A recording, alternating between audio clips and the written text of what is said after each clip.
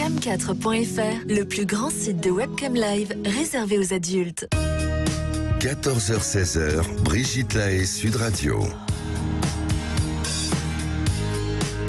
Bonjour à tous, nous sommes ensemble durant ces 2 heures sur Sud Radio. La colère gronde dans la rue et évidemment ça inquiète bien du monde. Alors en compagnie de notre docteur en émotion, Robert Zully, je vous propose de revenir sur cette émotion si fréquente et qui fait tellement peur. Alors je sais qu'il y a beaucoup d'auditeurs et auditrices qui ne supportent pas de voir leur partenaire en colère, même si ce n'est pas contre eux, tant la colère peut inquiéter. Et pourtant c'est une émotion qui existe et il est bon de la reconnaître et de l'exprimer parce que sinon elle va alors imploser, donc en quelque sorte exploser à l'intérieur de nous. Et évidemment, il n'est pas question de se défouler sur quelqu'un, mais nier sa colère, c'est comme laisser couver un feu dans une maison jusqu'à ce que toute la maison brûle. Robert Zully nous dit souvent que la colère provient le plus souvent d'une injustice. Eh bien, il va nous en dire un peu plus dans un instant. Et puis, ce que je voulais dire aussi, c'est que j'ai remarqué que la colère, elle vient aussi souvent de l'enfance. Un adulte colérique, c'est souvent un adulte dont l'enfant intérieur n'a pas encore réussi à calmer cette colère. Eh bien, je vous invite à venir en témoigner, que ce soit vous ou au contraire votre partenaire qui soit trop souvent en colère. Et pour ça, bien sûr, vous connaissez notre numéro 0826 300 300. Bonjour Robert Zully. Bonjour Brigitte. C'est vrai qu'il y a beaucoup de colère en ce moment dans la société. Et il y a des gens que ça rend très très anxieux. Oui, la colère est une de ces émotions parmi les plus complexes à gérer, à réguler, à accueillir, parce qu'elle nous confronte à quelque chose de potentiellement violent. Et c'est complexe de se dire qu'on peut être le sujet d'une violence intérieure qui pourrait se manifester dans nos actes. Et c'est ce qu'on voit socialement, néanmoins. Aujourd'hui, il y a beaucoup de colère. L'actualité, tous les jours, nous donne de bonnes raisons de reconnaître les témoins, les signaux de la colère. Et ces signaux, c'est avant tout la protestation, le fait de vouloir lutter contre les inégalités. Vous avez légitimement évoqué tout à l'heure le fait que je dis souvent que la colère est associée à un sentiment qui est celui d'injustice. Mais oui, parce qu'on ressent beaucoup de choses injustes. C'est pas normal ce qui se passe pour beaucoup de personnes, et quand c'est pas normal, on a envie de faire quelque chose, parce que ça nous confronte à nos valeurs profondes, que sont l'équité, la justice, même l'engagement, parce qu'on devrait respecter des choses qui ont été énoncées. Et comme on est dans une société qui est plutôt évoluée, avec des choses qui ont été faites pour socialement permettre au peuple de s'épanouir, quand il y a des renoncements à faire sur des choses qui peuvent être expliquées légitimement ou pas, peu importe, je suis pas là pour faire de politique, mais certains d'entre nous s'insurgent parce qu'on se dit mais on est en train de remettre en cause des choses qui sont inacceptables, et ça nous fait sortir de nos gonds.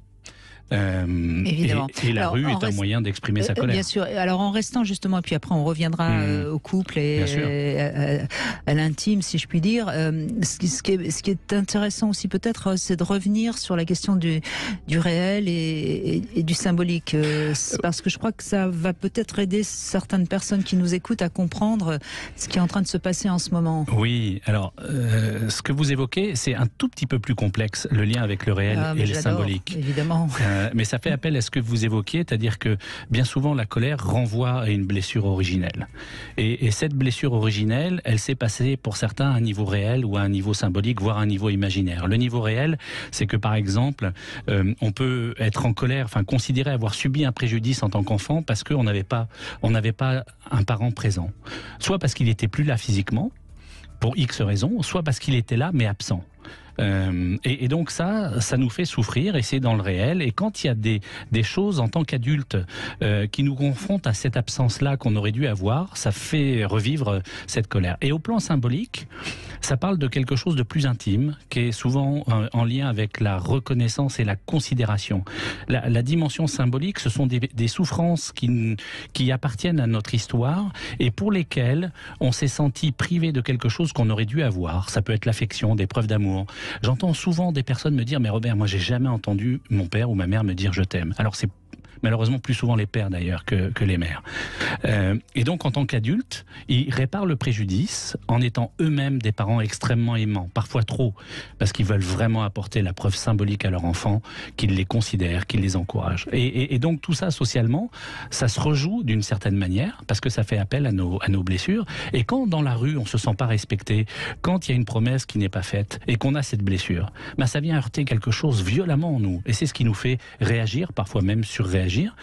Et c'est ce qui fait qu'il n'y a pas de vérité. C'est-à-dire que quand on me dit, mais Robert, qui a raison? Moi, je suis incapable de dire, ben, ces gens ont tort ou ils ont raison.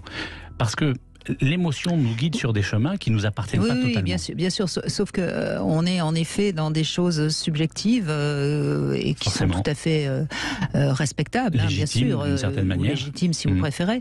Mais en même temps, on a aussi d'autres personnes qui ont des colères différentes, et c'est parce qu'on reste dans l'émotion et qu'on n'arrive pas à rationaliser qu'il n'y a pas. Moi, je trouve, par exemple, il y a de moins en moins de débats apaisés dans les médias, comme si il était de plus en plus difficile de sortir de l'émotion pour rationaliser. Oui, mais c'est ce qui fait aussi le lit du fait d'être présent et de donner à voir quelque chose qui se joue et qui n'est pas neutre. Les choses policées n'appartiennent de moins en moins au débat public. Et donc, quand les gens sont dans cette colère et qu'elles l'expriment, que ce soit par les réseaux sociaux ou dans d'autres débats, ils auto-alimentent leur colère, parce que vous parliez de rationalisation. Le paradoxe, c'est que parfois l'intelligence nous sert à légitimer les éléments qui déclenchent notre colère. Si moi je veux légitimer par exemple que le vote des retraites, enfin que la loi sur les retraites, elle est injuste, je peux vous trouver des éléments, des arguments qui légitiment le fait que j'ai raison. Bien sûr, mais et ça alimente le débat dans ce sens-là, et on ne redescend plus au niveau de la raison. C'est bien ce que je dis. On oublie justement que bien sûr l'émotion nous entraîne et nous empêche parfois de pouvoir échanger un peu plus sereinement. Bref, on ne rendra pas tout le monde sage en 2 heures. Ça, il ne faut pas rêver, Robert Zully. Mais revenons plutôt au couple. Oui. Et c'est vrai qu'il y a des personnes qui sont un peu colériques, il y a des personnes qui s'emportent facilement. Et qui peuvent être très blessantes pour l'autre, même si ce n'est pas contre soi que le partenaire est en colère, ça peut être particulièrement douloureux et dérangeant. Hein. Oui, parce que dans la colère, il y a l'expression d'une agressivité à un moment donné, et cette agressivité, elle transforme la communication et la rend absolument vide, parfois de diplomatie ou de tact. On considère que si on a un message à dire qui est mu par la colère, il faut le dire. Et il faut être sincère, sinon ce ne sera pas entendu. Brigitte, s'il y a une trahison entre nous et que je ne vous dis pas la vérité, même si elle est crue, vous n'allez pas l'entendre. Ça va être ça, ma colère. Et donc, je ne peux pas mettre les gants. Parce que si je mets les gants, je suis en train de renoncer à l'expression de ma colère. Et c'est là où la colère, en plus, s'auto-alimente et elle peut déclencher la colère de l'autre, ou alors elle peut faire peur. C'est ce que vous évoquez. Et très souvent dans l'éducation d'ailleurs, certains parents utilisent la colère pour faire preuve d'autorité en se disant, en étant en colère, je vais faire peur à mon enfant qui va se calmer. Et la colère sert de moyen de régulation éducatif dans la manière d'élever nos enfants, si on considère qu'il faille les élever. Alors on va évidemment donner la parole à ceux qui nous écoutent au 0826 300 300. Il y a juste une chose que je voulais ajouter pour tous ceux qui nous écoutent. Ce qui est très très intéressant, c'est que chaque émotion, quelle que soit la culture, quelles que soient les origines, eh bien sur le visage, l'expression reste la même. Et quelqu'un qui est en colère, même si il ne dit rien, même si il ne fait rien, il a sur le visage une expression que l'on peut identifier comme étant de la colère. Et ça, je trouve que c'est assez intéressant. Et dans toutes les cultures, on sait le lire. Parce qu'il y a une chose que fait l'émotion, c'est qu'elle préempte la raison, parce qu'elle accède plus rapidement à notre cerveau. Et donc, parfois, on va témoigner de nos émotions avant même qu'on sache que les autres vont le percevoir, parce que nous-mêmes, on n'est pas à l'écoute. Le cerveau limbique elle l'emporte sur le le cortex et tout ce qui est néocortex. C'est pour ça. On retrouve Marianne dans un instant. 14h-16h, Brigitte Lahaie, Sud Radio. Que vous ayez tendance à vous mettre en colère pour pas grand-chose, que ce soit votre partenaire qui se met en colère et que vous ne savez pas trop comment gérer ses colères, vous pouvez nous appeler. Nous sommes avec Robert Zuili, psychologue clinicien, et vous pouvez nous appeler au 0826 300 300. Bonjour Marianne. Oui, bonjour Brigitte et bonjour à Robert. Bonjour Marianne. Alors vous avez été mariée très longtemps, 24 ans. Oui. Et oui, c'est vous qui avez eu envie de divorcer? Oui, j'ai sauvé ma peau, comme on dit. Donc oui, je suis partie après avoir essayé pendant des années de faire en sorte que ça s'arrange. En vain, bien sûr. En tout cas en vain dans mon cas. Et c'est vrai que le sujet me parle beaucoup parce que c'est quelqu'un qui présentait super bien. Et moi, je ne me connaissais pas capable d'être de colère, en tout cas de colère extérieure, parce que j'ai été très brimée dans mon enfance. Donc, de façon générale, je ne savais pas exprimer ou entendre déjà, et bien sûr exprimer mes émotions. Et encore bien plus celle-ci, puisque effectivement, elle a une connotation extrêmement négative. Et voilà, ma jeunesse, je l'ai passée déjà en ne sachant pas que j'en avais. Ça, c'est vraiment important ce que vous soulignez. On l'a dit un petit peu, déjà Robert Zuili l'a dit un petit peu dans l'introduction, mais pour beaucoup de gens, c'est tellement pas bien d'être en colère qu'on essaye de réfréner sa colère, sauf que ça fait des dégâts à l'intérieur de soi. Vous parliez de vos parents, Ariane. Qu'est-ce qu'ils vous disaient, vos parents, quand vous étiez en colère ou vous ressentiez de la colère?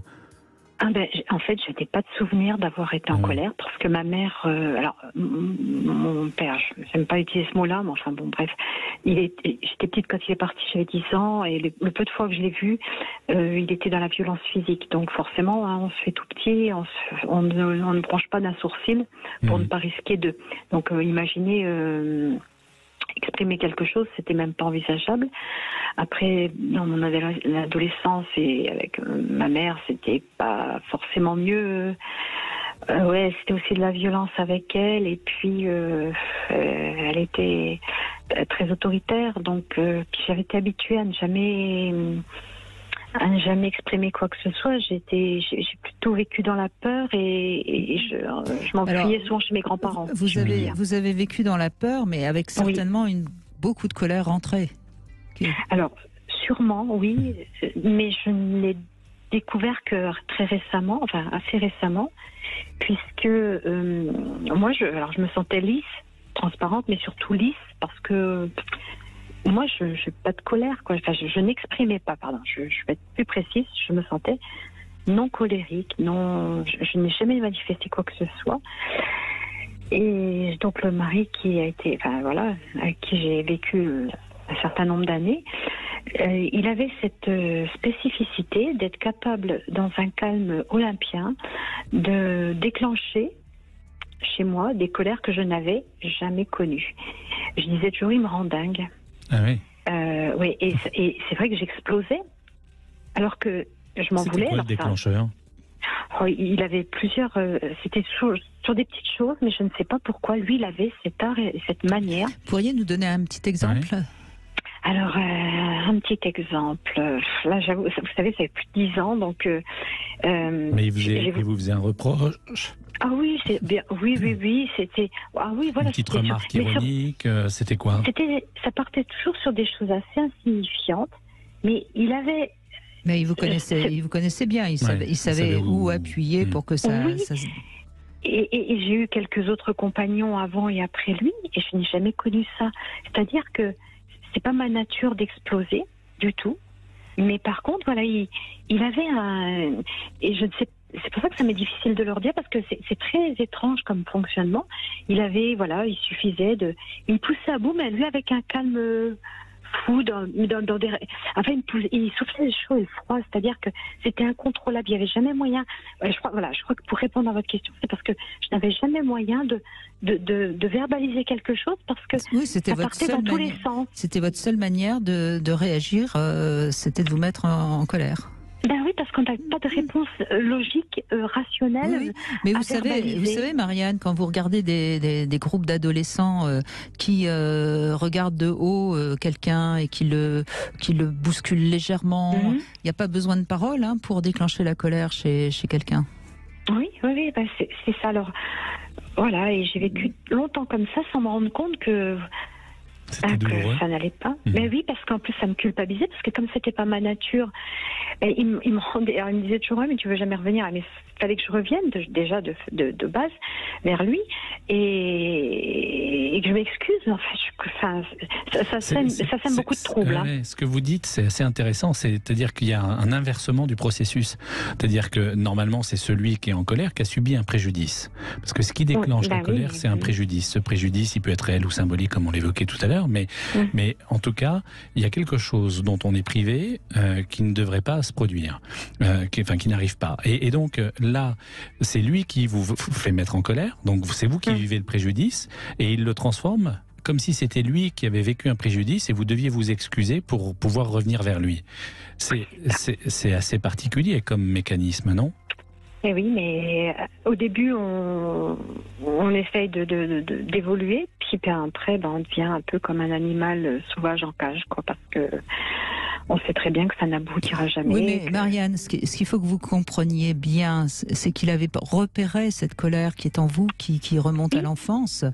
Oui. Et c'était facile, finalement, pour lui pour une personne comme lui. De la déclencher. Il faut quand même pas oublier une chose, Marianne, dans les relations amoureuses, c'est là où on est le plus vulnérable. C'est là où l'autre peut le plus facilement nous déclencher une émotion forte. Tellement vrai. C'est vrai. C'est vrai.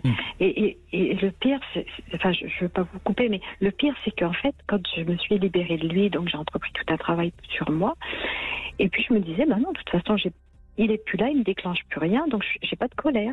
Et en fait, il y a un an ou deux, j'ai quand même compris, c'était le corps qui a parlé, j'ai compris que finalement, je rejoins ce que vous dites, Brigitte, c'est que moi, en fait, j'avais de la colère en moi. Mais oui. Et que je ne l'extériorise pas, alors je ne veux pas l'extérioriser d'une manière violente. Vous savez, Marianne, je pense que vous avez encore besoin de travailler sur cette colère qui est en vous. Tout à fait. Vous savez, je parle pas de vous là, Marianne, rassurez-vous. Vous savez, c'est ces gens qui tout d'un coup vont tuer leurs voisins ou vont tuer, et tout l'entourage qui dit, pourtant il était si gentil. Ouais, j'aurais jamais cru ça. Vous voyez ? Oui, c'est vrai. Et j'en suis consciente. Je l'entends chez moi. On a tellement honte, on a tellement peur de sa colère qu'on devient tellement gentil. Vous nous avez donné quelques indices, Marianne, tout à l'heure. C'est le fait qu'on n'ait peut-être pas pris beaucoup soin de vous quand vous étiez enfant. Et c'est vous qui avez dû vous adapter à votre entourage et vous être rendu aimable pour être aimé. Et vous n'avez jamais rechigné contre ça. Et vous avez le droit aujourd'hui d'être en colère contre tout ça. Parce que c'est une injustice.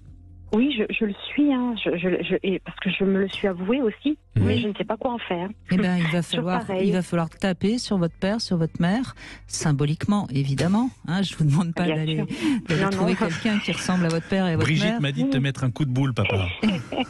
Il est plus de ce monde, donc voilà. Mais non, mais c'est vrai, je comprends. Il y a les arts martiaux qui aident.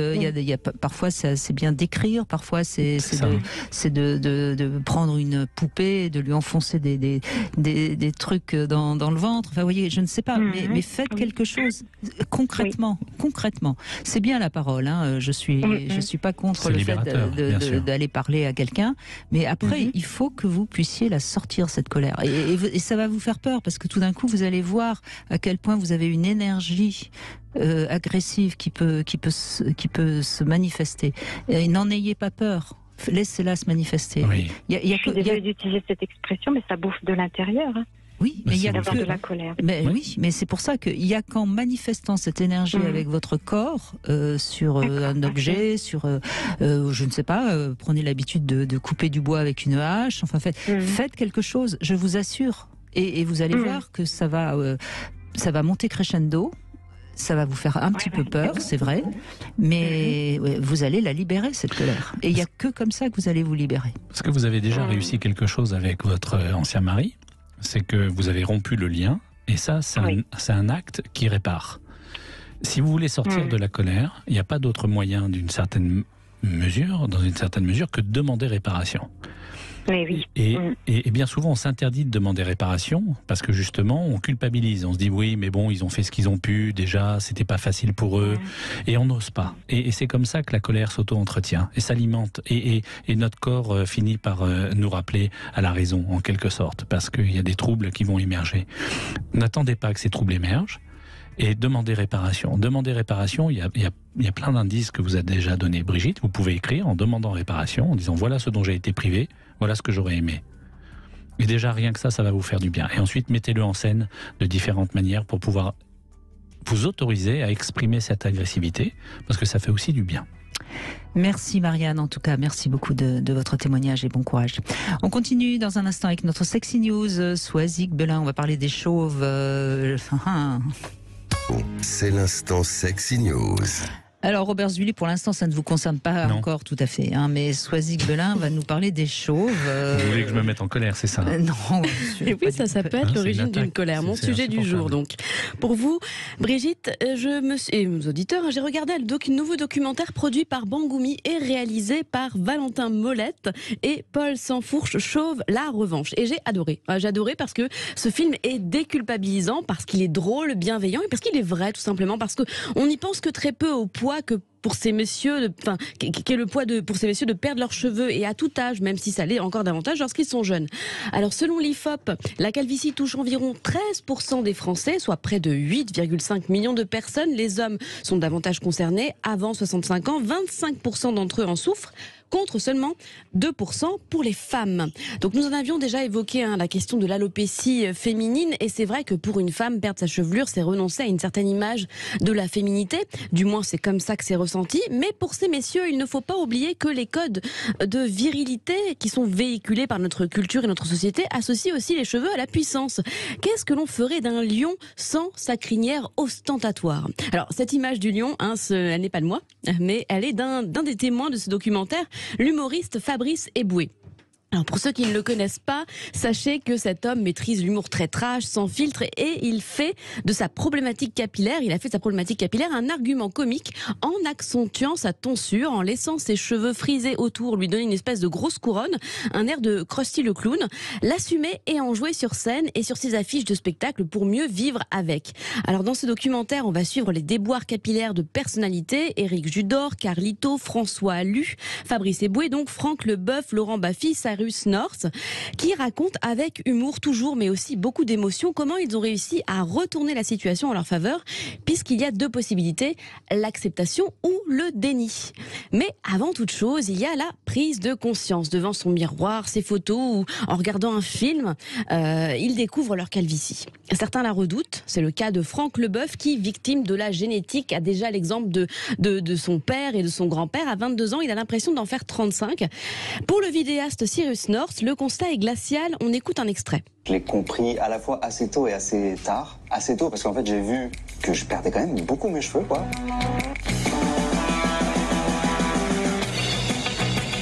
En prépa par exemple, je me souviens qu'il y avait vraiment, je pouvais rassembler mes cheveux après un devoir de maths et tout. Donc j'étais là en mode, est-ce que les autres c'est pareil? Et je comprenais que non. Et il y a un moment où je me souviens, je suis sorti de la douche et donc les cheveux étaient encore mouillés et tout. Et j'ai vu la couleur de mon crâne à travers mes cheveux.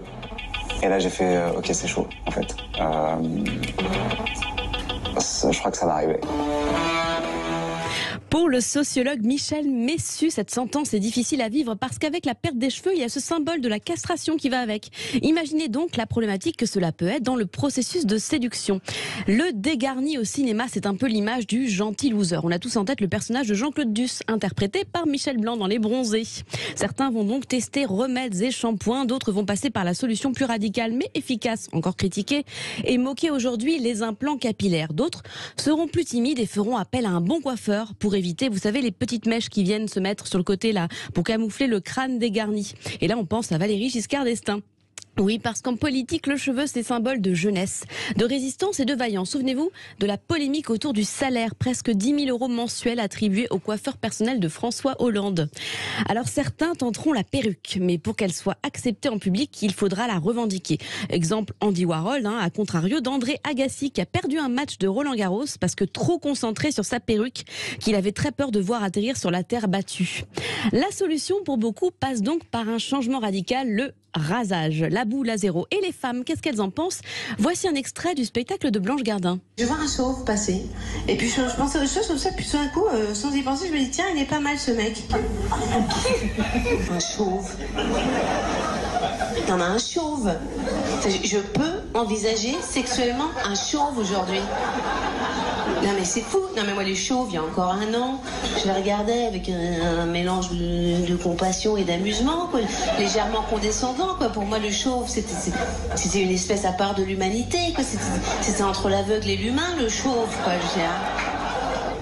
Acerbe, Blanche Gardin. Heureusement, toutes ne pensent pas ainsi, et quand cette coiffure est assumée et revendiquée, alors elle peut même se transformer en atout charme. On pense à Yul Brynner, Bruce Willis, Sean Connery. Le loser devient donc le héros, celui qui s'affranchit de la norme, et non plus celui qui se retrouve en marche par défaut, ou bien celui qui incarne la soumission à l'ordre. On pense aux militaires, aux prisonniers et aux bouddhistes. Assumer aidera les autres donc à vous assumer ainsi, à vous assumer aussi. Aux USA, il existe même un festival qui met à l'honneur la tête chauve, le Bold Festival, qui a été créé à New York. Le documentaire, je vous le conseille, il est disponible en replay sur le site de France Télévisions, France 5, jusqu'au 24 juillet. Merci Swazik Bella, mais moi je trouve pas que ce soit un problème. Je sais pas, c'est un problème pour vous, Swazik Bella? Non, pour moi non, mais pour ceux qui le vivent, c'est peut-être un problème de perdre ce qu'ils ont toujours, enfin le visage avec lequel ils ont grandi. Oui, non, mais construit avec une certaine image. Ça doit peut-être être compliqué quand on est très très jeune, oui, sans doute. Mais j'ai l'impression que c'est quand même quelque chose d'assez facile à assumer. Qu'est-ce que vous diriez, Robert Zwilly? Ça dépend dans quelle partie de sa vie ça vient s'insérer. C'est-à-dire, est-ce qu'on perd beaucoup d'autres choses? Parce que perdre les cheveux, ça nous renvoie à la perte. La perte, c'est le deuil. Et donc, comment on fait le deuil de cette chevelure, de cette image? Si en même temps on perd des proches, si on perd la forme parce qu'on grossit et qu'on ne peut plus faire son footing comme avant, s'il y a une accumulation de pertes, celle-ci peut être plus difficile à vivre. Si ça s'insère dans un registre de vie où par ailleurs on a des compensations, on gagne d'autres choses par ailleurs, c'est plus facile à vivre. Mais je peux comprendre que ça peut être douloureux pour certains. Oui, bien sûr. Et c'est quand on en fait une force. Vous disiez Yul Brynner, c'est extraordinaire. Il a mis en valeur quelque chose qu'il ne portait plus. C'est étrange, cette capacité à montrer ce qu'on n'a pas. Donc c'est ça, c'est le rapport à soi et ce qu'on en fait. Et ça, c'est chacun face à son miroir. Comment on accepte ou pas. Est-ce que ça nous donne un côté séducteur? J'imagine que certains en font une force et sont très séducteurs en étant chauves, d'autres moins. Mais mesdames, moi, ce qui me fait plaisir, c'est de voir que vous ne jugez pas l'homme à travers sa coiffure. Donc, au fond, c'est rassurant. Excusez-moi, mais franchement, une tête de gland, c'est plutôt sympa quand même. C'est une manière de voir les choses. Oui. J'en reste bouche bée, si vous m'autorisez. Merci en tout cas, Swazik Bella. Merci beaucoup pour cette chronique tout à fait intéressante. Et puis si vous avez envie de témoigner sur le sujet, homme ou femme, vous êtes bien sûr les bienvenus. Si vous êtes en colère parce que vous êtes devenu chauve, vous pouvez évidemment, raison de plus, pour nous appeler au 0826 300 300. Claude, bonjour. Oui, bonjour Brigitte, et bonjour à votre invité. Robert Zwilly, qui est avec nous. Bonjour. Alors Claude, d'abord, première question, puisque c'est le sujet du jour, est-ce que vous avez tendance à être un peu en colère de temps en temps, ou est-ce que vous vous souvenez d'une colère qui vous aurait particulièrement marqué? Je suis malheureusement un peu trop souvent en colère, je dois reconnaître. Et ça vous fait rire? Oui. Non, pas sur le moment, pas trop. Mais de plus en plus, j'essaie de me maîtriser parce qu'il y a des colères que j'estime être illégitimes, mais il y en a beaucoup que je trouve légitimes, donc ça pose encore problème. Si vous m'autorisez, j'aimerais juste intervenir. Vous dites, il y en a certaines qui sont illégitimes et d'autres légitimes. quand on est en colère, quand on ressent de la colère, on n'est pas obligé de se mettre en colère, mais quand on ressent en colère, c'est forcément légitime pour soi, parce que ça veut dire qu'il y a quelque chose qu'on vit comme étant pas normal. Peu importe qu'on ait raison ou tort, parce que ça se sent cela pour nous. Je trouve que ce qui est intéressant, c'est qu'est-ce qu'on fait de cette colère. Et c'est ça qui peut être légitime ou pas légitime, c'est comment on l'exprime et comment on la fait subir aux autres. Je serais tenté de dire que faire subir sa colère aux autres, ce n'est pas légitime. Mais ressentir de la colère, c'est parfaitement légitime. Et j'invite même tout le monde à accueillir sa colère, c'est tellement précieux, plutôt que de la garder, de devenir rouge, d'avoir mal au ventre, et à un moment donné, ça nous échappe et on dit le truc qui fait encore plus mal. Alors, je l'exprime, et c'est essentiellement verbalement. Ah, parce que ça vous arrive que ce soit physique ? Non, nullement. D'accord. Non. Vous dites essentiellement. Donc, oui, mais ça pourrait, vous avez le droit de taper dans une porte. Voilà, c'est ce que j'allais dire. Vous pouvez physiquement être en colère contre un punching ball. Hein, vous êtes...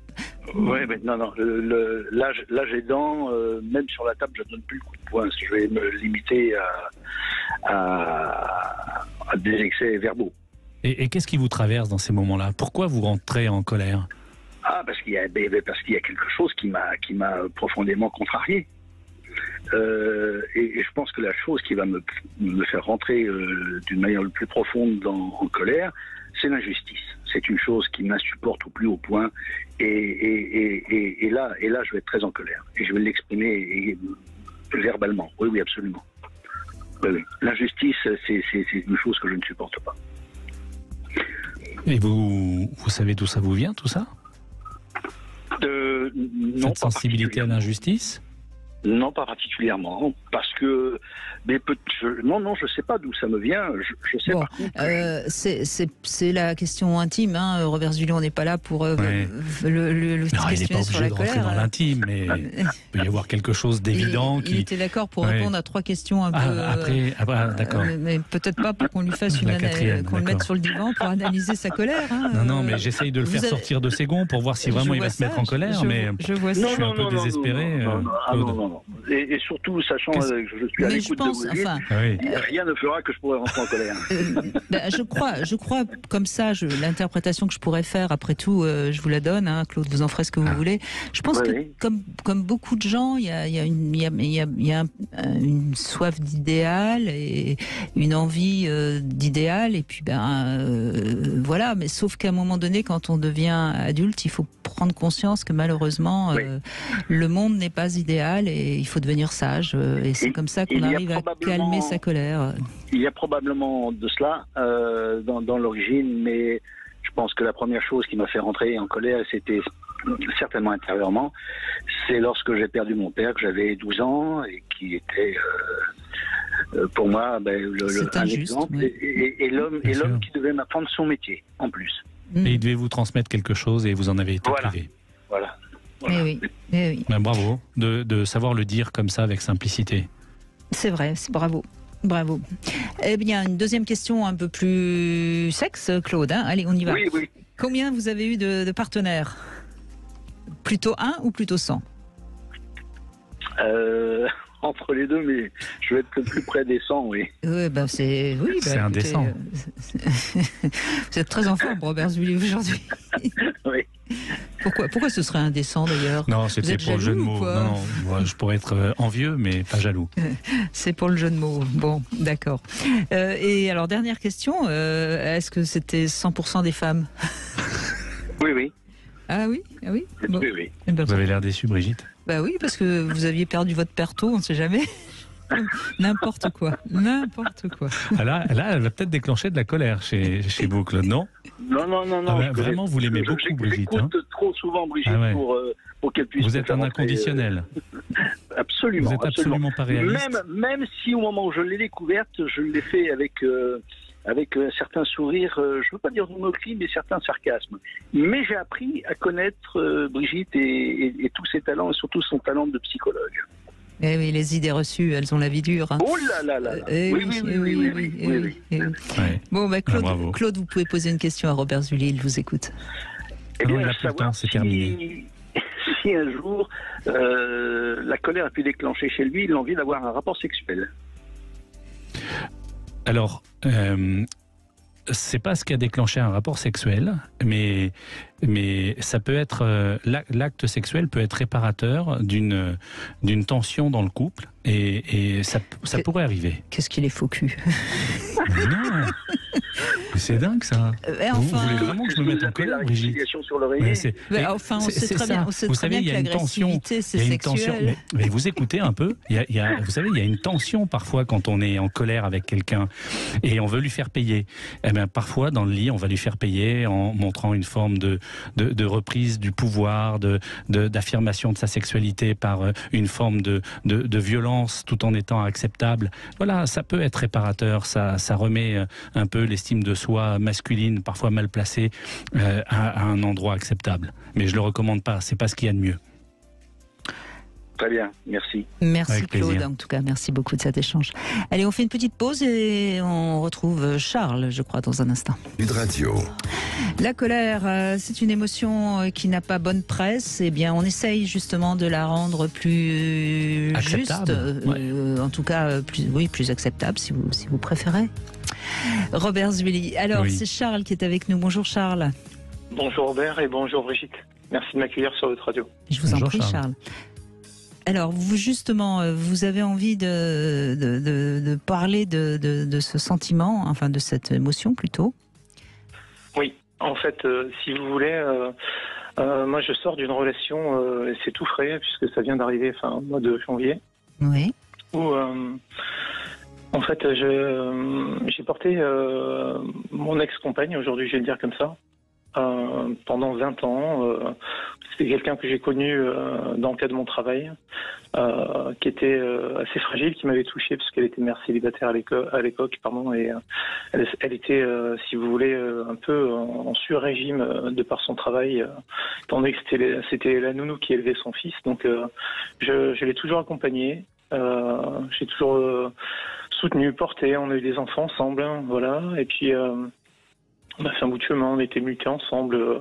Elle est tombée malade puisque fragilisée par la mort de sa mère à un moment. Et puis au moment où elle a ressurgi, où elle a quand même réussi à on va dire surmonter tous ces problèmes, si je peux dire.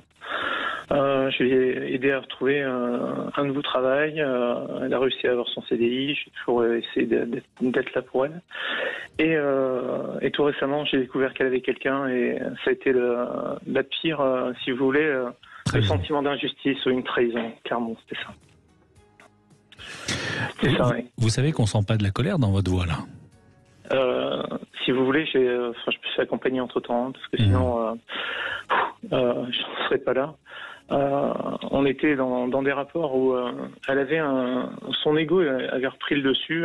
C'est quelqu'un qui avait beaucoup envie de contrôler tout surtout, hein, que ce soit le repas, que ce soit les enfants, la maison, la moindre tache d'eau par terre ou n'importe quoi, c'était très très compliqué à vivre.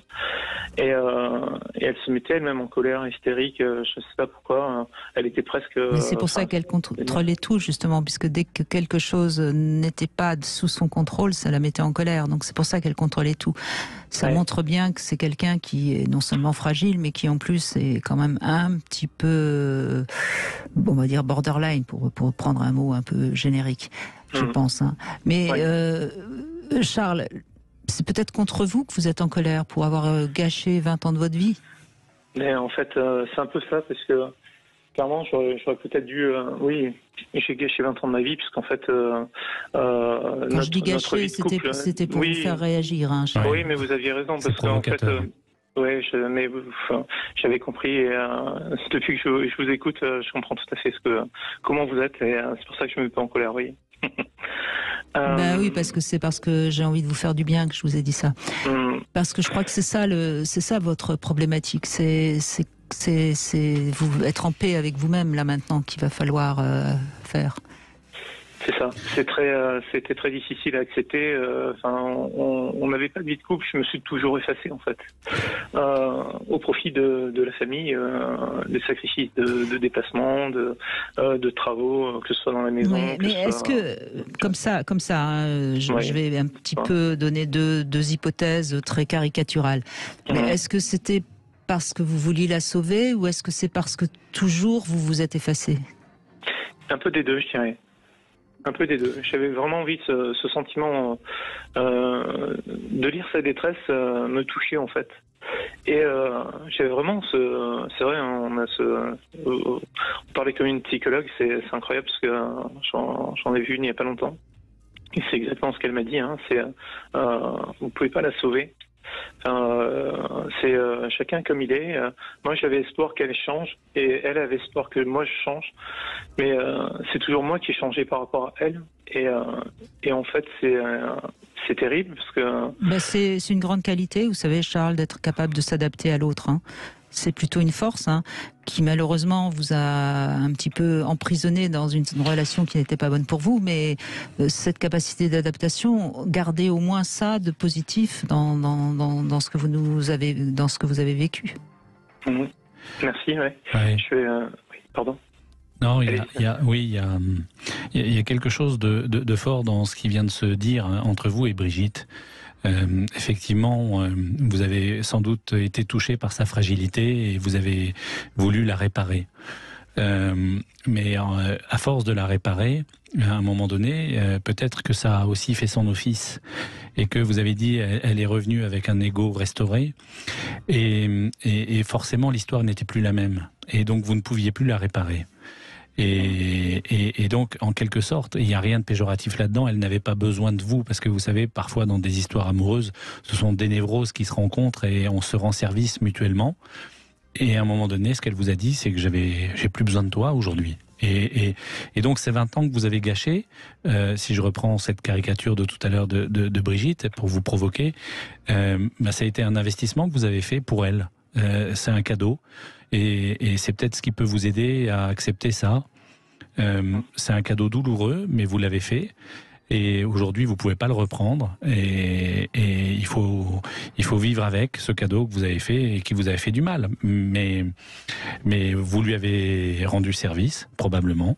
À vous aussi, sinon vous seriez pas resté aussi longtemps. Et il y a quelque chose d'assez beau dans tout ça. Vous savez, Charles, quand on est sauveur, quelque part, c'est un besoin d'amour. C'est un besoin d'amour et c'est une telle peur d'être abandonné qu'on va choisir quelqu'un de beaucoup plus fragile que nous. J'avais ce besoin d'amour, effectivement, et j'ai le sentiment qu'il n'a jamais été comblé vraiment, et voire pire, qui m'a été balayé du revers de la main, c'est presque ça. Quand je l'ai découvert, je peux vous dire que je suis entré dans une colère immense, à tel point que je fais le tour du pâté de maison avec le téléphone portable de mon ex-compagne. Vous voyez le truc, on devient, c'était surpuissant, ce sentiment que j'avais, c'était complètement surpuissant. Je suis une bête enragée envahie mais vous avez su, qui m'appartient pas en fait, il n'est pas moi. Vous avez su la gérer cette colère. Vous savez, c'est à cause de ce genre de colère qu'il y a des femmes qui meurent tous les 2 jours. Hein. Donc vous avez su la gérer. Donc tout ça montre que vous êtes une belle personne. Vous êtes juste quelqu'un qui a besoin d'apprendre à s'aimer un peu plus. Et là, je pense que vous êtes surtout envahi d'une grande tristesse. Mais vous avez besoin de vous réparer et puis prenez le bon côté de vous dans cette histoire. Vous avez donné beaucoup, prenez ce bon côté. De toute façon, quand on essaye de sauver quelqu'un, soit on finit par le quitter parce qu'il nous renvoie trop à notre impuissance, soit c'est la personne qui nous quitte parce que de toute façon elle ne peut pas nous être reconnaissante parce que ça serait trop coûteux pour elle. Mais c'est ça, en fait, j'ai un peu cherché ça, cette reconnaissance, une forme de reconnaissance de sa part. Mais pour elle, c'était, en fait, comme a dit un ami, il m'a dit, tu sais, c'est quelqu'un qui prend l'énergie des autres et qui se sert. Et après, une fois qu'elle a plus besoin, c'est un peu ça, en fait. Oui, je crois que c'est une personne qui est quand même très fragile et quelque part, j'ai envie de vous dire, mais je sais que ça c'est peut-être pas entendable aujourd'hui, mais bon débarras, hein. Et vous méritez mieux. Alors, c'est dans le mérite mieux. C'est-à-dire, j'arrive à un âge où, en fait, retrouver quelqu'un, c'est mais non, Charles, inabordable. Non. Alors, revisitez cette croyance. Ça, c'est une croyance, absolument. Il y a une chose, c'est soyez vous-même et évitez d'être un sauveur, parce que regardez, les sauveurs, ce sont des super-héros. Et dites-moi quel est le super-héros qui a réussi à avoir une histoire amoureuse viable. Donc, ne cherchez pas à être un super-héros. Zorro avec son cheval. Oui, mais je recommande pas à Charles de vivre une histoire d'amour avec un cheval, ça peut faire mal. Effectivement, ça peut faire très mal. Et puis, c'est pas bon. C'est pas comme ça qu'il faut vous remettre en selle, si je puis dire. Merci en tout cas, Charles, de votre confiance et de ce témoignage.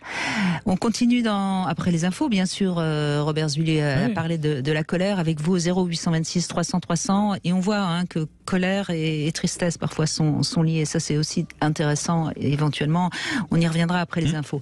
La petite devinette. Alors, c'est une femme qui va voir son docteur et qui dit franchement, docteur, j'ai rencontré quelqu'un, je suis vraiment ravie, mais mon copain, j'aimerais bien qu'il soit monté comme un taureau. Vous pouvez faire quelque chose. Que répond le médecin? J'ai un point d'information. 14h-16h, Brigitte Lahaie, Sud Radio. En compagnie de Robert Zully, notre docteur en émotions, psychologue clinicien. Vous êtes également coach en entreprise, évidemment, et vous avez écrit beaucoup sur les émotions, et notamment les émotions des enfants, aux éditions Mango. Alors, on va déjà me donner ma réponse à ma devinette. Donc, cette femme qui aimerait bien que son copain soit monté comme un taureau, elle va voir son médecin. Qu'est-ce qu'il répond?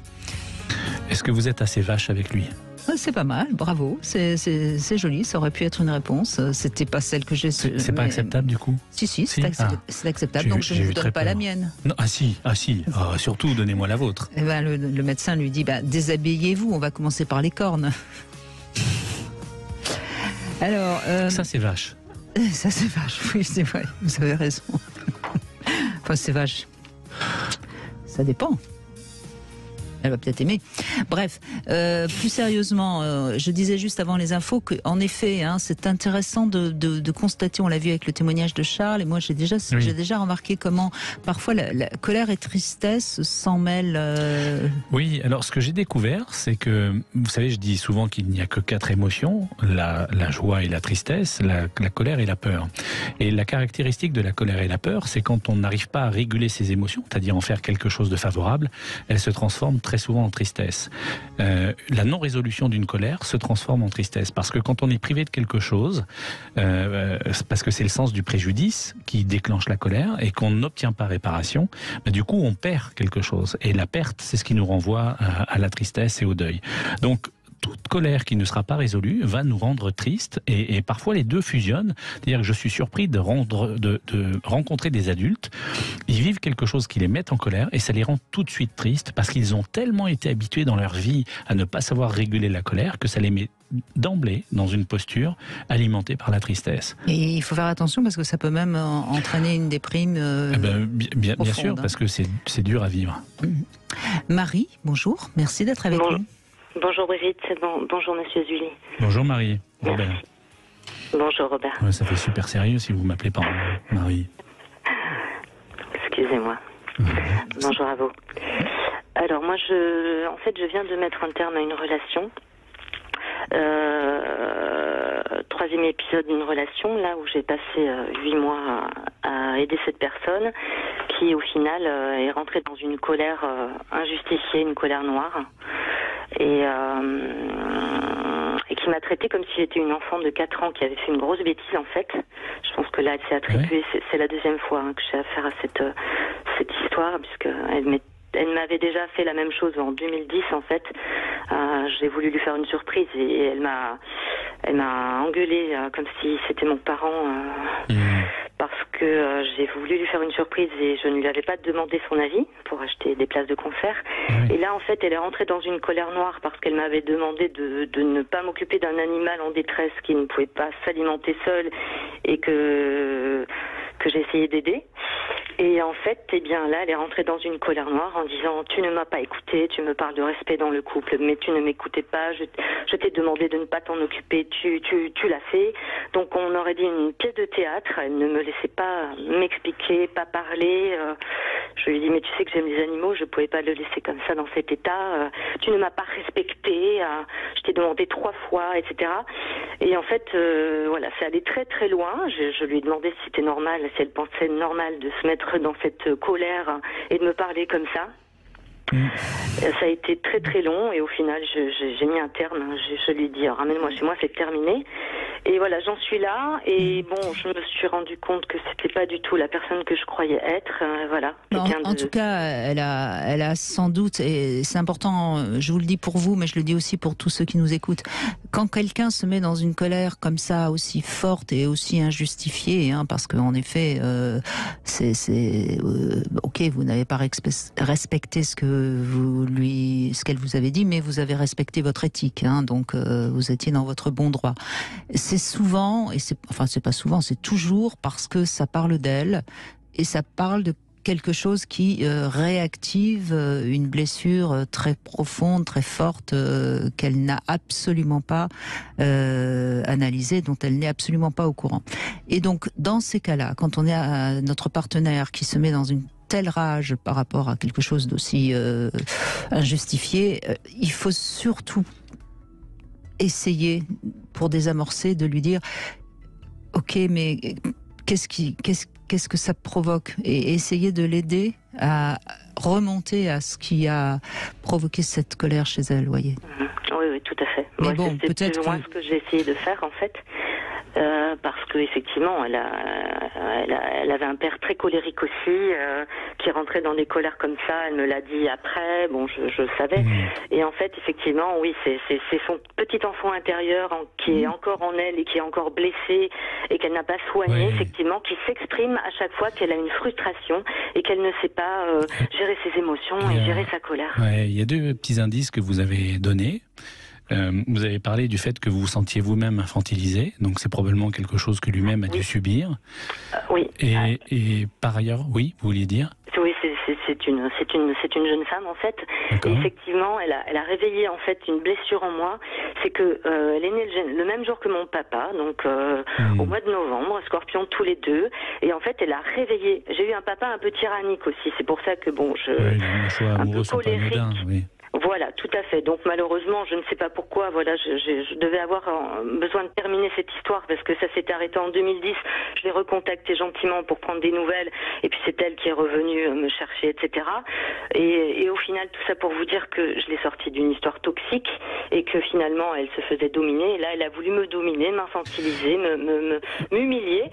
Et effectivement, elle a réveillé une blessure profonde que j'ai avec mon papa, une blessure d'injustice où j'avais reçu une fessée et puis bon tous les sermons qui vont avec quand j'avais 5 ans et effectivement elle m'a réveillé ces blessures-là avec mon père. Donc je lui ai dit j'ai vécu ça étant enfant, je ne veux plus le vivre maintenant, j'ai vu ma maman subir ça et je ne veux pas d'une relation toxique avec une dominatrice, une dominante et une dominée, je ne veux plus être la personne dominée que tu veux. Vous avez parlé aussi de frustration en disant qu'elle avait du mal à gérer et moi ce que j'entends c'est qu'elle était avec vous dans une posture de toute puissance.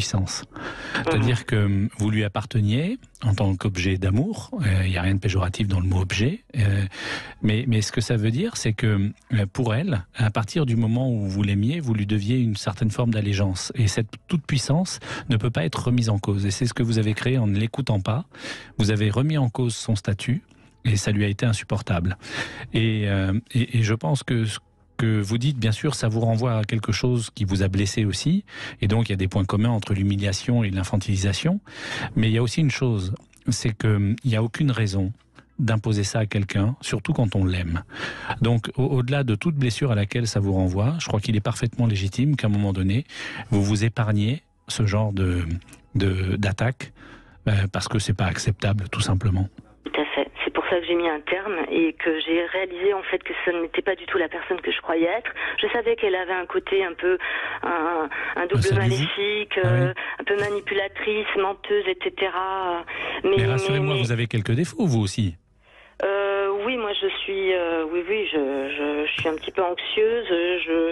J'ai soif de justice et d'amour inconditionnel, donc c'est un peu compliqué de trouver ça. Mais voilà, j'ai déjà connu 2 personnes toxiques dans le travail. Là, c'est la 2e personne toxique dans ma vie privée. Et là, je me suis rendu compte que je devais soigner mes blessures d'enfant pour pouvoir avancer et ne plus attirer ce genre de personnes, en fait. Et en même temps, on sent une colère en vous, hein. Ben oui, oui, je suis en colère et j'étais en colère sur le moment parce que j'étais très en colère qu'elle me traite de cette façon. Parce que j'ai presque 12 ans de plus qu'elle. Je lui ai dit, tu me dois quand même le respect. J'ai presque 12 ans de plus que toi. Marie, et elle se moquait de moi, etc. Marie, et je suis en colère, oui. Oui, eh ben il faut encore une fois la faire sortir, cette colère. Hein. Vous avez raison, il faut la faire sortir parce qu'il ne faut pas que vous gardiez ça en vous. Et réussir à différencier une relation parentale d'une relation amoureuse. Oui. Parce que vous avez dit un mot important, c'est l'amour inconditionnel. Une relation amoureuse a tout, sauf l'inconditionnalité dans son statut. Et c'est justement parce que c'est pas inconditionnel que chaque jour, une relation amoureuse se préserve, se choigne et se construit. Et puis, vous avez parlé de votre père, mais il faudra peut-être aussi faire le lien avec la mère. Oui, tout à fait, parce que c'est vrai que je pense que j'étais très en colère aussi par rapport à ma maman qui a laissé faire, parce que au lieu de dire ne la frappe pas, tu vas la tuer, ne la frappe pas sur le visage, frappe-la sur les fesses, j'aurais préféré qu'elle dise ne la frappe pas. Oui, ça me paraît évident. Tout à fait. Donc voilà, et peut-être que vous avez pris cette fille sous votre aile qui est plus jeune, donc comme vous auriez aimé que votre mère vous prenne sous son aile. Voilà, tout à fait. Je me suis rendu compte en fait, oui, que j'ai voulu la sauver, j'ai voulu l'aider, et parce que moi, on ne m'avait pas aidé quand j'étais enfant, et du coup, j'ai voulu l'aider, mais en fait, alors que j'aurais pas dû l'aider, c'est moi que j'aurais dû aider. Et là, je suis en colère aussi. Absolument. Ben non, vous l'avez mis. Non. Après moi, d'avoir perdu 8 mois à l'aider alors que je me suis délaissée moi-même. Vous n'avez pas perdu 8 mois. On apprend, Marie. On apprend. Oui. C'est comme ça qu'on apprend. Il n'y a rien de mieux que les relations affectives pour apprendre sur soi. Mais il faut accepter de s'être trompé. Il faut accepter. Exactement. Le plus dur, d'ailleurs, c'est ça que je rencontre, et c'est vraiment un point clé. C'est d'accepter de s'être trompé et d'accepter d'être déçu. Parce que si on n'accepte pas d'être déçu, on peut être déçu par n'importe quoi, par n'importe qui. Et si on n'accepte pas d'être déçu, on n'entreprend plus rien. Donc, vous auriez tort de ne pas accueillir cette déception, cette colère. C'est le meilleur moyen de vous en remettre et de construire de nouveaux projets. Et peut-être que d'autres choses se dessineront. C'est ce que j'essaie de faire, oui. Là, j'ai un petit peu mis mes projets à moi en stand-by. Elle a bien avancé parce que elle est partie.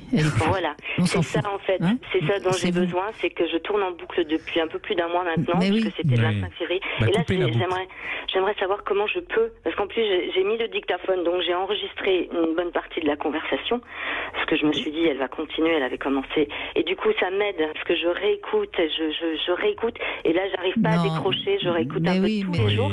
Ça veut dire...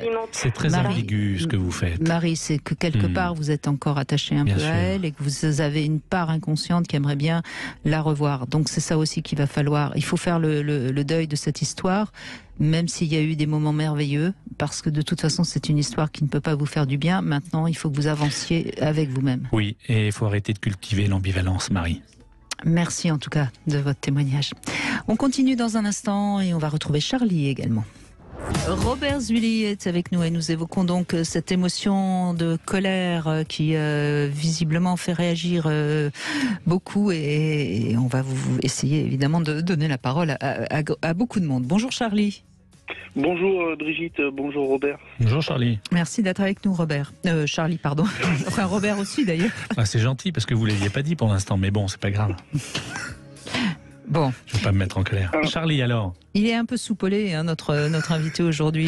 J'essaye de jouer la colère de temps en temps, mais... Et d'ailleurs, ça vous fait rougir. Pardon, Charlie, excusez-moi. En fait, j'ai eu une colère incompréhensible en fait, à la naissance de mon dernier fils. Oui. Justement, je ne sais pas. Je ne savais pas. En fait, je ne savais pas. Et votre dernier fils, c'est-à-dire que vous en aviez eu d'autres ? J'en ai eu un autre avant. D'accord. Et un plus grand, mais en fait, ça va être compliqué si jamais je retourne en arrière, en fait. Je vais surtout parler de ce qui s'est passé là. Allez-y, oui. En fait, une colère où je me suis mis à faire n'importe quoi, j'en voulais à tout le monde, et je voulais surtout pas que quelqu'un s'occupe presque autre que moi de ce fils. De ce fils. Et ça a amené à la séparation avec la maman parce que ça devenait insupportable pour elle, parce que je faisais que des conneries aussi à côté, enfin que des bêtises, pardon. Et en fait, ce qui s'est passé, c'est que j'ai été voir une psy, et à force de discuter, j'étais en train de sortir d'une amnésie traumatique. Oui, qui évidemment renvoie à quelque chose que vous avez vécu quand vous étiez plus jeune. Voilà, qui était cette amnésie a duré avec les estimations, parce que c'est pas facile, parce que c'est lointain et elle n'est pas complètement levée, en fait, cette amnésie. À plus de 40 ans, 45 ans, j'ai 51. C'est fou, hein. Vous vous rendez compte la force? Ah oui, c'est ça, en fait. J'ai mis tellement de protection, tellement de choses en place, en fait, que... C'est-à-dire que la naissance de ce deuxième fils, donc, vous a renvoyé à quelque chose de très, très, très douloureux chez vous. Voilà. Et vous avez voulu surprotéger votre fils, qui était quelque part, c'était vous. Oui, c'était moi. Bien sûr, bien sûr. Et vous êtes projeté dans ce bébé, ce petit garçon qui venait de naître, et vous vous êtes projeté en lui. Et là, à ce moment-là, au point de rejeter la mère, d'ailleurs. Au point de rejeter toute personne qui pourrait lui faire du mal. Et vous avez eu raison d'aller voir quelqu'un pour pouvoir en sortir. Hein. Ah mais ça fait 2 ans maintenant que je suis que je suis une thérapie, hein, mais c'est pas encore fini, en fait. Hein, c'est très long. Charlie, faites de l'EMDR. Je fais de l'ICV. Alors je sais pas ce que c'est. C'est intégration du cycle de vie. C'est un cousin à l'EMDR. D'accord. Ok. Donc c'est bien, parce que là ce traumatisme que vous n'avez peut-être pas encore repéré, et que vous ne repérerez peut-être pas, je ne sais pas. Si, ça y est. Si, parce que quand d'un coup j'ai eu un flash. J'ai eu des flashs, des sensations, et du coup ça a été quand on parle de colère, enfin on veut parler de toutes les émotions les plus terribles qui peuvent arriver à ce moment-là, quoi. C'était un tsunami, comme on peut dire. Oui. Vraiment un tsunami d'émotions. Un cocktail explosif, donc. Ah oui, un cocktail explosif. Avec des sentiments violents, du ressentiment, des sensations terribles. Voilà. Alors, violence, non. Non, mais violent intérieurement. Ah oui, très très violent intérieurement. Vous savez, Charlie, vous aviez de toute façon... le corps n'oublie rien, c'est quelque chose que je répète de temps en temps. Et grâce à la naissance de ce fils, quelque part, vous avez enfin pu être à l'écoute de cette souffrance et peut-être, il faudra peut-être encore un peu de temps, mais peut-être la réparer. Vous en libérez et vous en libérez. Ce qu'on me dit, c'est que, en fait, jusqu'ici, j'étais pas prêt, en fait. Oui, mais bien sûr, bien sûr. Sinon, ça aurait été déclenché à la première naissance, d'ailleurs. Mais en fait, à la première naissance, j'ai eu, en moins fort, mais j'ai eu le même genre. Un peu le J'ai fait des dépressions, des très très grosses dépressions, avec envie de suicide, avec scarification, enfin vraiment. Oui, voilà. Ah oui. Oui. Oui, vous aviez vraiment besoin d'aide, Charlie. Mais oui, mais après, au bout d'un moment, ça passait. Oui, mais le deuxième fils, alors là, mais la porte n'a pas pu se refermer, oui. Est-ce que aujourd'hui, vous êtes content du chemin que vous avez parcouru? Alors, aujourd'hui, oui, Mais quand c'est sorti, j'aurais voulu ne jamais me souvenir de quoi que ce soit. Ah, c'est pour ça que vous l'aviez enfoui, hein? Oui, certainement. Bah, vous imaginez comment c'est difficile d'accepter ça? Ah non, mais je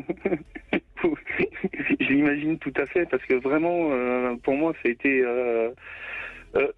j'ai même cru que j'allais mourir. Hein. Ben oui, ben oui. Tellement c'était... Mais vous savez, il y a des gens qui se suicident quand ils subissent ce genre de choses. Donc, Ce qui m'a raccroché, c'était que j'avais un petit garçon de 2 ans et qui était là et qui avait besoin de moi. Et puis j'avais déjà commencé à voir quelqu'un et heureusement cette personne-là était présente quasiment 24 heures sur 24 pour dès que j'avais besoin. Et aujourd'hui, avec votre garçon, comment ça se passe? Ah, ça se passe très bien. Hein. J'ai aucun problème avec mon petit garçon. J'ai eu des peurs, des peurs de faire mal. Bien sûr. Voilà. Mais si on a peur de faire mal, on fait pas mal, hein, Charlie. Ne vous inquiétez pas. C'est ce qu'on m'a dit. Bon, ben alors je pense que vous êtes bien suivi. Oui, vous avez entamé un bon chemin. Continuez, il y a encore du boulot. Hein. Ah oui, il y a encore beaucoup de boulot. En plus, je suis encore, quand je vous parle, je suis encore sous l'émotion parce que ça remonte. Bien sûr, bien sûr. Ça remonte. Mais on vous a vraiment reçu 5 sur 5, Charlie, on vous a entendu. Et je vous souhaite de continuer. Vous avez commencé le chemin. Après, c'est pas important d'arriver vite au bout. Ce qui est important, c'est d'être sur le chemin. Et vous rappellerez Brigitte pour la tenir au courant. D'accord, pas de souci. Je vous embrasse, Charlie. Bon courage. Merci. Merci à vous. Allez, on fait une petite pause et puis on se retrouve avec le Love Conseil du jour. Conseil. Alors Robert Zuili, c'est un love conseil pour les hommes. Messieurs, écoutez bien, parce que vous comprenez pas toujours le langage féminin. Donc je me suis amusée à faire ce petit love conseil. Voilà, alors c'est vrai qu'il y a même des hommes qui savent pas écouter. Non, mais il y en a quand même qui savent écouter. Et donc voilà quelques conseils qui vont vous permettre de mieux décrypter. Alors, petite phrase que dit une femme quand vous êtes en voiture, quand elle dit tu roules un peu trop vite, ça veut juste dire j'ai peur. Hein. Donc ça, c'est bien de l'entendre. Mais non chérie, fais-moi confiance. Voilà, c'est surtout pas ça qu'il faut répondre. On est bien d'accord. Vous avez tout compris, vous avez compris le principe. Quand une femme dit tu m'écoutes, qu'est-ce que ça veut dire? Ça veut dire tu ne comprends pas le message que je suis en train de t'envoyer. Et elle va vous dire de plus en plus, mais tu m'écoutes. Je ne fais que ça et tu t'en rends pas compte, c'est insupportable. Bah oui, mais tu m'écoutes pas. Bon, bref, vous voyez comment on peut vite arriver à oui, c'est on tourne en boucle. Hein. Ouais. Quand une femme vous dit tu m'appelles, ça veut dire quoi? Ça veut dire j'ai envie de te revoir. Et vite, s'il te plaît. Hein, vous êtes d'accord? Oui, on s'appelle. Quand une femme vous dit oh, j'ai pas eu le temps de me changer. Qu'est-ce que ça veut dire? Puisque vous êtes le malin, qu'est-ce que ça veut dire? Qu'il faut quand même lui dire qu'elle est belle. Et absolument, dis-moi que je suis séduisante. Bravo Robert Zuili, mais on voit que vous avez beaucoup travaillé. Alors, plus compliqué encore. Non, je suis très hypocrite, c'est tout. De temps en temps, il y a des situations comme ça un peu bêtes. Oui. Si elle a fait l'effort de mettre des talons pour sortir, bon, certes, elle veut vous séduire, mais pensez à ne pas marcher trop vite, qu'elle soit ou d'éviter les graviers. Ou d'éviter les graviers, par exemple. Voilà. Si vous êtes en retard, un petit SMS pour la prévenir, ça c'est plus. Mais non, parce que si je fais le SMS, ça va me mettre encore plus en retard, Brigitte. Oh, écoutez, dans les embouteillages, elle va bien comprendre. Franchement, si à chaque fois qu'on est en retard, on doit faire un message, on n'arrête plus. Si vous pensez à elle, dites-lui, ça va tellement mieux en le disant, hein, c'est bien. Et puis, cessez de la prendre pour votre mère, parce que franchement, qu'est-ce qu'on en a marre. Alors, je vous donne juste un exemple simple que toutes les femmes vont entendre et que tous les hommes vont reconnaître. Chérie, où est-ce que tu as mis ma chemise bleue? Comme d'habitude. Elle est au même endroit que d'habitude. Voilà, bon. Ça vous fait, fait sourire, mais n'empêche que c'est quand même tellement important. Mais bien sûr, pour éviter bien sûr, c'est comme certaines femmes, puisque vous parlez des femmes, qui ont changé de coiffure et qui attendent que le mari attentif lui fasse une remarque et il ne se passe rien. c'est un peu décevant. Mais vous parliez de l'homme qui considère sa femme comme une mère. À une époque, on parlait facilement en tant qu'homme de sa mère en l'appelant maman. J'ai entendu des hommes dire ça de leur Votre nom. lapsus, c'est intéressant, Robert. Je ne ferai pas de commentaire. C'est là où, vous voyez, c'est tellement insupportable. C'est qu'ils parlent de leur épouse en disant oui, maman m'a dit. Voilà. Donc, votre lapsus. N'en cherchez pas trop, là. C'est pas la peine, Brigitte. À chaque fois. Tous les auditeurs sont témoins. Excusez-moi. Là, j'ai des témoins. Bonjour, Fabienne. Bonjour Brigitte, bonjour Robert. Bonjour Fabienne. Alors merci de prendre un petit peu de votre temps précieux pour nous en parler de ce coffret sensuel de massage. Je sais. Oui, je me suis isolée. C'est gentil. Je suis à une réunion. Gentil, merci beaucoup. Donc c'est un coffret de massage que rudesplaisirs.com a concocté avec donc différents produits de différentes marques. Et franchement, le coffret, il est très joli. Il est costaud. Hein. Il y a tout ce qu'il faut. Oui, c'est un joli coffret. Et donc, on l'a testé ce week-end avec mon ami. Et donc, il y a d'abord un très joli flacon qui est rouge avec un joli bouchon donc qui est marqué aphrodisiaque, chauffant. Bon. Et nous, en fait, on n'a pas lu les notices. C'est toujours comme ça. On s'est massé le dos, le corps aussi. Et c'était très collant, pas très agréable. Je me suis dit, bon, là, la note va pas être terrible. Et en fait, hier, en relisant la notice, j'ai vu que c'était pour mettre sur les organes plutôt sexuels, on va dire, et pour que ça chauffe un peu, ça aphrodisiaque. Et là, c'est vrai qu'on a refait le test, et c'est agréable. Oui, vaut mieux lire un peu la notice quand même. Mais je vous jette pas la pierre parce que c'est vrai que moi non plus, j'ai tendance à jamais lire les notices. Vous faites pas ça dans les règles. Non, je fais pas ça dans les règles. L'odeur est un peu chimique, hein, mais bon, sinon, ouais, c'était... Et alors, il y a même un lien pour s'attacher, hein Oui, il y a un petit lien qu'on peut servir. Il y a un plumeau, il y a une petite plume qui chatouille, voilà, une petite plume. Il y a du massage à l'huile de noix de coco, j'adore ça. Oui. Ouais. Super agréable. Bon, franchement, il y a des choses. Il y a une bougie de massage. Bon, écoutez. Bon, le petit robot, bon. Ouais, le petit robot. Je suis d'accord avec vous. C'est rien ne vaut des bonnes mains de quelqu'un qui s'est massé. Il n'y a qu'une vitesse, donc on peut forcément s'en servir pour d'autres choses. Mais il n'y a qu'une vitesse, c'est un peu, on s'en lave vite. Bon. Écoutez, je ne vais pas vous embêter trop parce que je sais que vous êtes en rendez-vous. Quelle note vous donnez à ce... Je vais mettre un 7 sur 10. 7 sur 10 D'accord. Voilà. Écoutez, ce coffret de massage, vous pouvez le retrouver sur l'enseigne rudesplaisirs.com et franchement, oui, il y a de quoi faire de quelques nombreux massages et c'est tout à fait sympathique. Ouais. Merci beaucoup Fabienne. Merci à vous. Et puis, je tiens à préciser que demain, on sera avec Frédéric Fanger. On va revenir sur la question de l'anxiété, qui est en nette augmentation dans notre société. Frédéric Fanger est psychiatre, il connaît bien le sujet et il nous donnera beaucoup de conseils pour éviter l'anxiété. Vous pourrez évidemment réagir avec lui. Mais tout de suite, c'est Jason que nous retrouvons. Bonjour Jason. Bonjour Brigitte, bonjour Robert. Bonjour. Ravi de pouvoir passer. Merci à vous d'être là et on vous écoute, allez-y. Eh bien, moi, alors, sur la colère, je dirais pour moi, c'est une émotion d'abord qui nous est très propre à nous-mêmes, alors que je considère, moi, personnellement, comme ni positive ni négative. C'est juste une émotion. Vous avez raison. On ne le dit pas assez, une émotion, il n'y a pas à dire si elle est positive ou négative, elle est. C'est ça. Certaines sont plus confortables que d'autres, mais... Ouais. Et c'est vrai qu'en fait, du coup, elles sont là pour nous... Alors moi, c'est vraiment comme ça que je le vois, pour nous montrer un dysfonctionnement en nous-mêmes. Et en fait, là, je vais juste donner un petit exemple d'une chose que j'ai vécue. Moi, je suis pas quelqu'un de colérique à la base, et c'est quelque chose que j'ai vécu il y a 1 an et demi. En fait, ma compagne, on est parti à une petite soirée danse, sachant que moi la danse c'est pas trop mon truc. Et donc elles ont commencé à un moment, donc on est parti boire un verre, elles sont parties toutes les deux pour danser.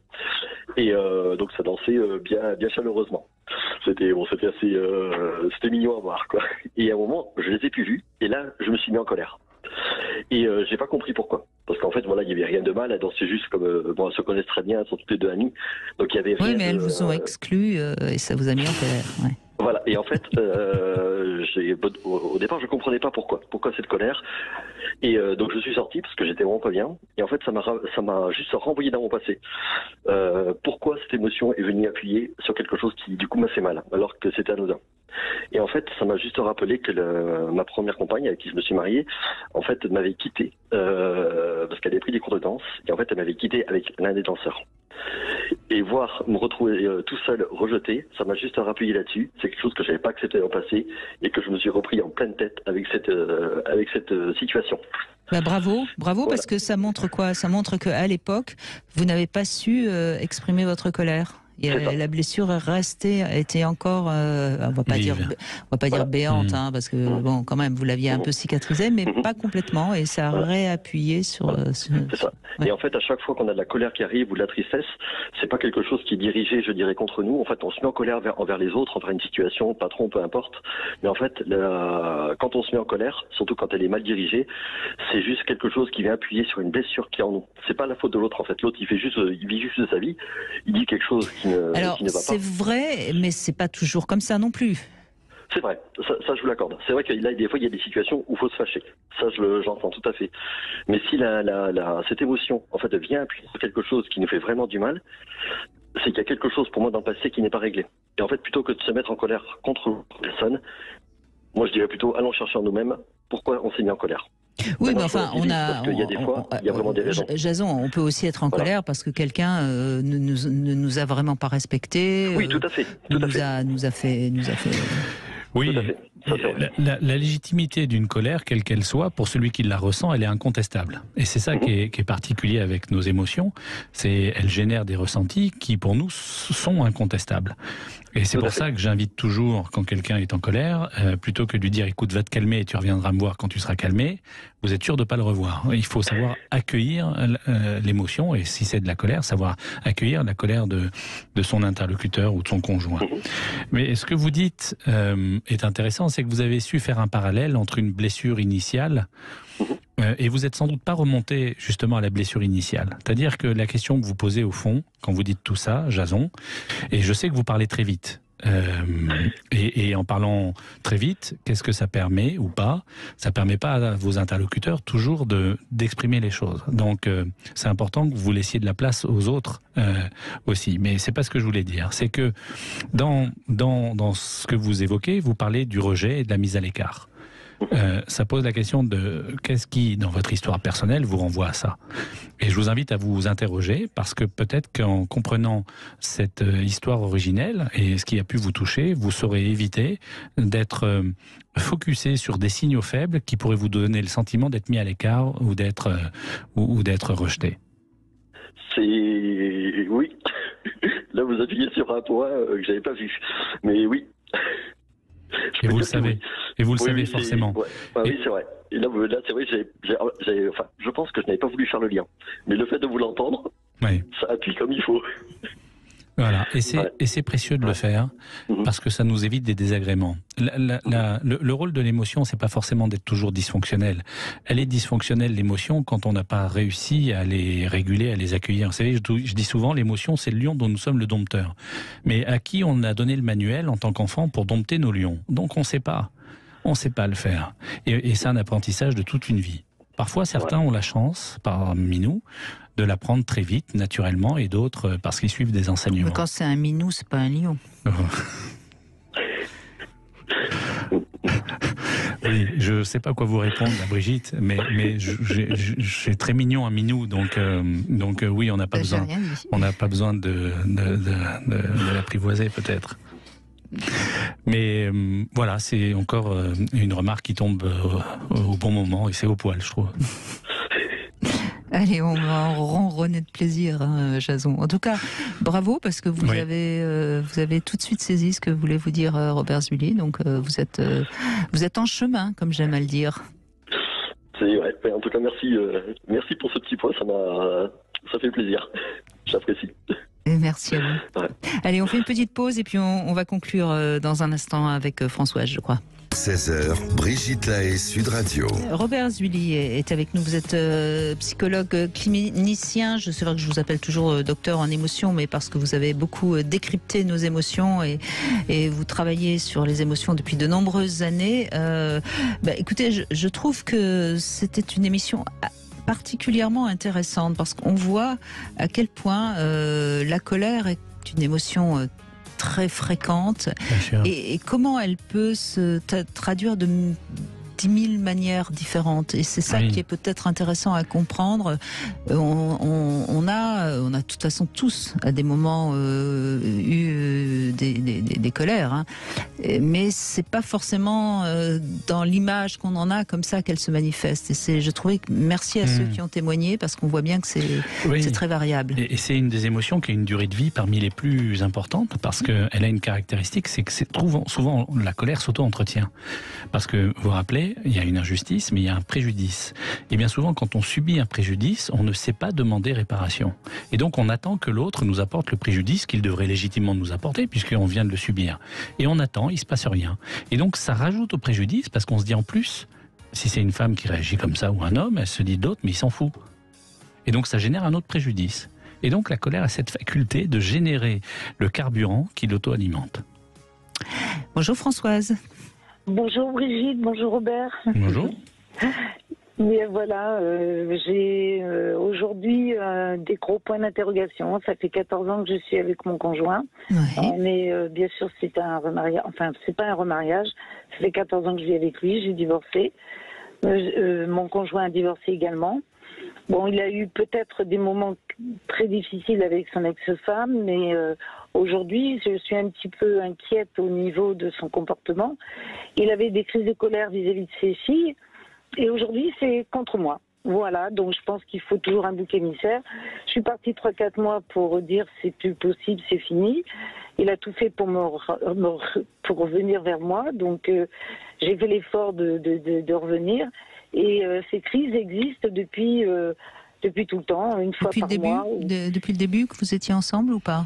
Au début, c'était sur ses filles et rarement sur moi. Et depuis que ses filles sont grandes et sont parties, il se venge sur moi. En fait, c'est bien de l'agression verbale parce que c'est des mots qui ne sont pas très gentils. Il n'y a pas d'agression physique? Ah non, heureusement. Ah ben non, parce que là, j'aurais jamais accepté. Hein. Non. Très bien. Non, c'est de l'agression verbale, hein, vraiment. Ce qui n'est pas plus acceptable. Hein. Enfin, si, on croit que c'est... Ouais. Disons qu'on va dire que c'est plus supportable, mais ce n'est pas plus acceptable. Françoise, je crois que dans ces cas-là, il y a deux solutions. Soit vous acceptez, mais ça parle de vous, hein, et vous imaginez bien que je ne vais pas vous donner raison. Soit vous lui dites d'aller consulter quelqu'un, parce que... Il l'a fait. Il est allé voir un psychologue il y a quelques années et le psychologue c'est lui qui me l'a dit, hein, peut-être que j'ai un doute. Le psychologue lui a dit mais monsieur vous avez rien du tout, vous êtes tout à fait normal, vous avez qu'à vivre votre vie, point final. Non, voilà. C'est pas ce qu'a pu lui dire le psychologue ou alors c'était un très mauvais psychologue. Hein. Exactement, donc je lui ai dit écoute va voir quelqu'un d'autre, mais là jusqu'à maintenant... Allez peut-être dans un premier temps à deux. Mais c'est ce que je lui ai proposé. Mais il trouve des excuses en me disant j'ai pas le temps, on verra plus tard. Bon, et là, Françoise, il y a Oui. Est-ce qu'il vous aime? Écoutez, il le montre de temps en temps, mais j'ai des doutes quelquefois parce qu'il ne fait aucun effort et jamais me dit t'es belle, t'es mignonne, t'es charmante, t'es gentille. Il me le dit une fois qu'il a fait sa colère, quelques jours après. Il s'excuse. Mais oui. Voilà, il arrive à s'excuser, à dire écoute, je vais faire des efforts, je recommencerai pas. Bon, mais je connais la rengaine depuis le temps, vous savez. Donc aujourd'hui, je me dis. Non mais Françoise, ça fait combien de temps que vous acceptez ça? Écoutez, ça fait 14 ans que je suis avec lui et là, depuis on a une affaire à deux, il est infernal, quoi. Il y a des jours où il est très gentil, très bien, et d'autres fois il est colérique, et puis on peut rien y faire. Quand c'est comme ça, je ne dis plus rien, je sors, et je reviens, il s'est calmé. Voilà. Je pense que vous pourriez mettre en place un contrat entre vous, où quand il rentre dans cette colère que vous jugez abusive, vous mettez un code, un signe, et il comprend que vous allez quitter la pièce parce que ce que vous entendez est insupportable. Ben, je dis stop et je m'en vais. Voilà. Et de l'inviter à réfléchir ensuite sur ce qui s'est passé et ce qui a pu déclencher. Et à force de faire ce travail, il comprendra quel est le déclencheur qui génère cette colère en lui et qui n'a rien à voir avec vous et qu'il n'y a pas de raison qu'il vous fasse supporter des choses et que vous payiez quelque chose parce que vous avez dit un truc, il se venge. Oui. Ben, il n'y a pas de raison que vous soyez l'objet de sa vengeance, parce qu'elle ne vous concerne pas, parce que le mal qui lui a été fait ne vous concerne pas. Et vous n'avez pas le droit d'être une victime de ses propres souffrances à lui. Oui. Ce qu'il faut que vous compreniez surtout, Françoise, c'est que tant que vous serez, comme vous l'avez très justement dit, son bouc émissaire, il n'a pas tellement de raison d'aller voir quelqu'un ou de se soigner, puisque de toute façon, vous êtes son infirmière. Oui, c'est un peu ça. Oui, mais c'est important que vous l'entendiez, Françoise. C'est-à-dire qu'il y a deux solutions. Soit vous lui posez un ultimatum et il va voir quelqu'un, soit vous allez faire en sorte qu'il soit obligé d'aller voir quelqu'un parce que vous ne serez plus son bouc émissaire. Donc, moi, pardon, excusez-moi. Je vous en prie, je vous redonne la parole tout de suite. Donc, ce qu'il faut faire, c'est très bien de sortir dès qu'il se met en colère. Mais il faut qu'il y ait ensuite une sensation de manque, d'absence, pour qu'il comprenne qu'il vous a fait du mal et qu'il souffre que vous ne soyez pas là. Pour que, à ce moment-là, seulement, il se rendra compte qu'il faut qu'il aille voir quelqu'un. Oui. Parce que là, vous sortez, puis vous revenez, et puis il s'excuse, et puis hop, et ça recommence. Oui, bien sûr. Il s'excuse, mais le pire, c'est qu'en plus, après, il me dit, mais j'ai jamais dit ça, je me rappelle pas. C'est possible qu'il s'en rappelle pas. Ça, c'est possible. C'est possible parce que c'est des crises où il est complètement, mais on a l'impression qu'il est complètement hors de son corps. Il sort les paroles comme ça, mais tout, il est vomi, quoi. C'est le moment de le dire. Et il sort n'importe quoi. Oui, il est en transe, on pourrait dire qu'il est en transe. Oui. On a l'impression qu'il a deux personnages différents en lui, quoi. Vous avez peur quand il est comme ça? Ça m'est arrivé, maintenant non. C'est fini. Quand je vois qu'il est trop en colère, je lui dis stop. Ouais. Mais vous partez trop tard déjà. Je pense qu'il faut sortir beaucoup plus tôt. Il faut sortir à la seconde même où vous voyez que c'est en train de déraper. Oui, ben voilà, c'est ce que je devrais faire. Oui. Et bien écoutez, c'est bien d'en parler parce que... Et là, je pense que la meilleure façon, c'est effectivement arriver à lui faire comprendre qu'il faut qu'il aille absolument voir quelqu'un de sérieux. Il faut lui faire ressentir qu'il va pas bien et que vous n'êtes pas là pour le soutenir. Et c'est pour ça que je vous dis, dès la première seconde où vous sentez parce que vous le connaissez par cœur, donc vous devez le repérer, vous sortez, vous partez et vous allez carrément passer une nuit chez une amie ou je ne sais quoi. Peut-être en lui envoyant un SMS pour pas le prendre en traître. Je ne veux plus subir ça, je reviendrai demain. Et là, vous allez voir, il va se poser des questions.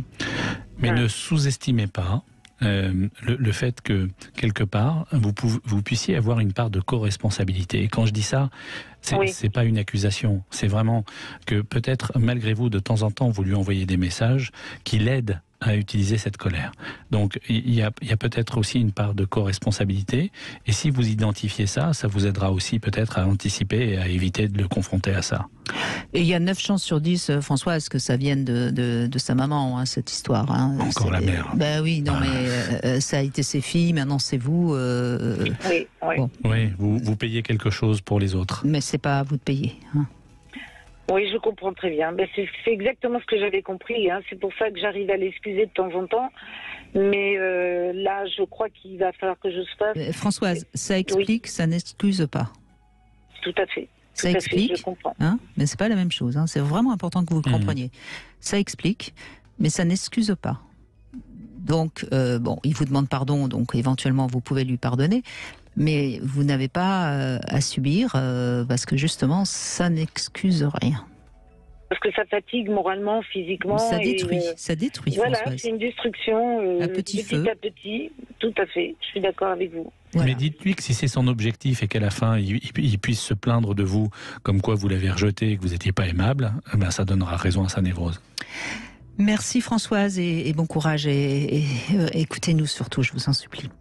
Merci beaucoup Robert Zully, merci à vous. Avec et puis plaisir. tout de suite, bien sûr, vous retrouvez C'est votre avenir et demain, on évoquera l'anxiété avec Frédéric Fanger.